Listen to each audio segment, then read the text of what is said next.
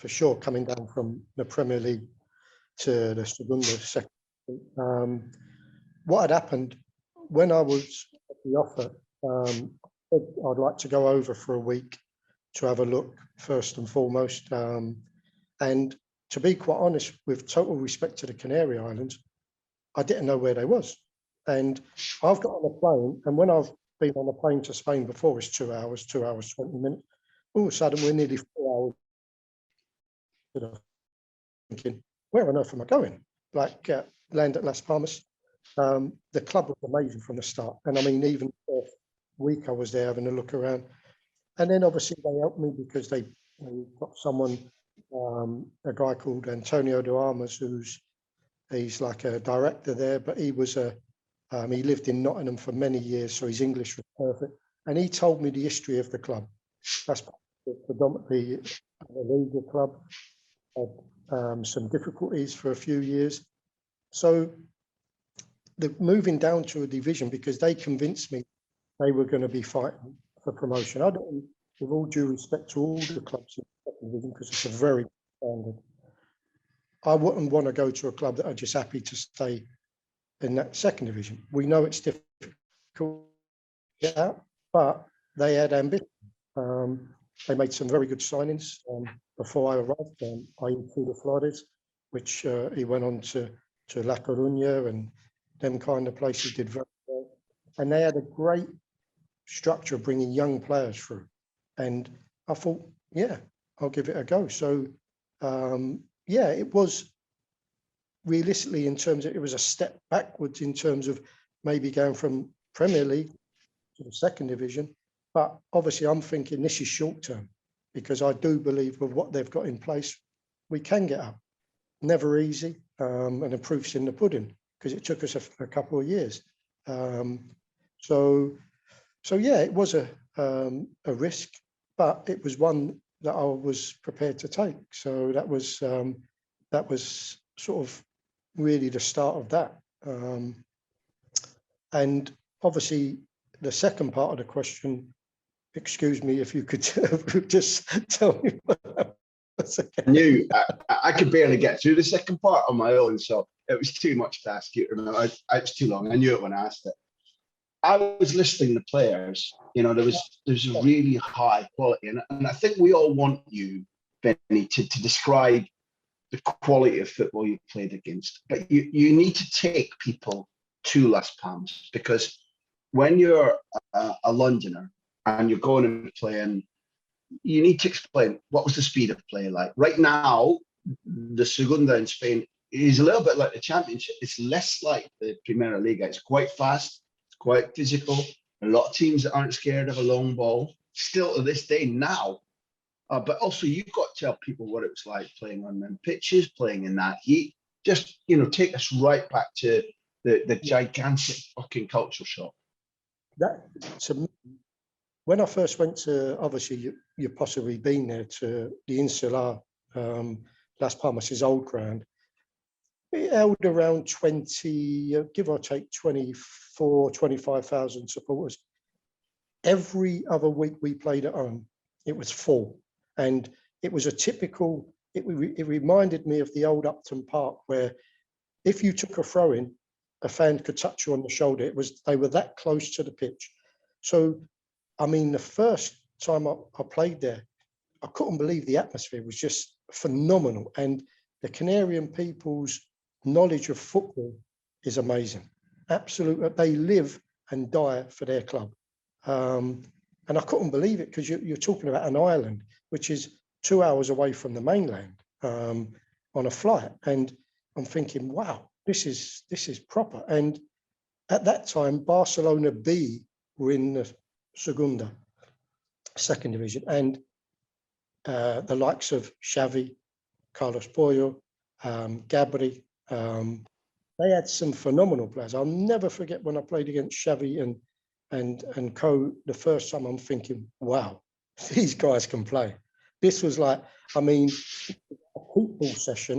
It was like, you have it for 5 minutes, we'll have it for 5 minutes. And the pace of the game was totally different, 100% to the Premier League, because at the time when I was playing back in the UK, it was more back to front if it was possible. Okay, we didn't do that at Tottenham, and possibly the likes of United didn't do it, but majority of teams at the time were back to front. So obviously me going there was obviously not just a culture change, it was obviously adapting to the way they play. But I found it quite easy. It's the way I've always been brought up at Tottenham, of possession football. And so apart from the language barrier, the adapting to the Spanish football wasn't too difficult for me. What about the pitches and the heat? The heat was phenomenal.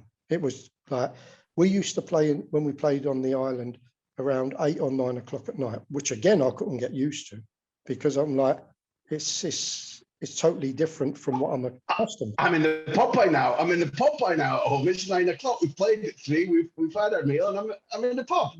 And the heat was still like 25, 26 degrees. The pitches were, dry.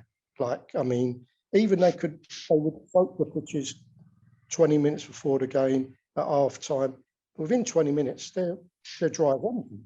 And no disrespect, this is why we had some amazing results, and more when we went to the Liga against the bigger sides, because that's the Real Madrid come fast, who are going to knock it around for fun. The pitch is dry. So they want a wet pitch where they can zip it around. And it wasn't that we didn't want it, because we did want it, because we were trying to do the same as what they did. But just because of circumstances and weather, it just dried up so quick. But it was like a culture shock at the beginning.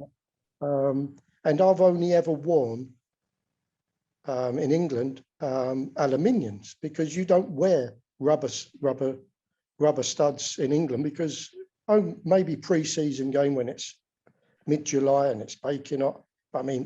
Saturday, week in, week out, these aluminiums, because the pitches are soft.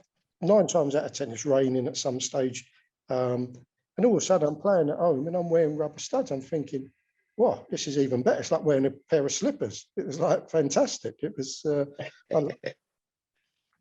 What is that a nice play you're touching on? Given how much you like to be on the ball and how you like to use the ball, does this slippers thing, does it slightly improve your control and your feel about using the ball? For me, yes, totally. I feel it's something that you just feel.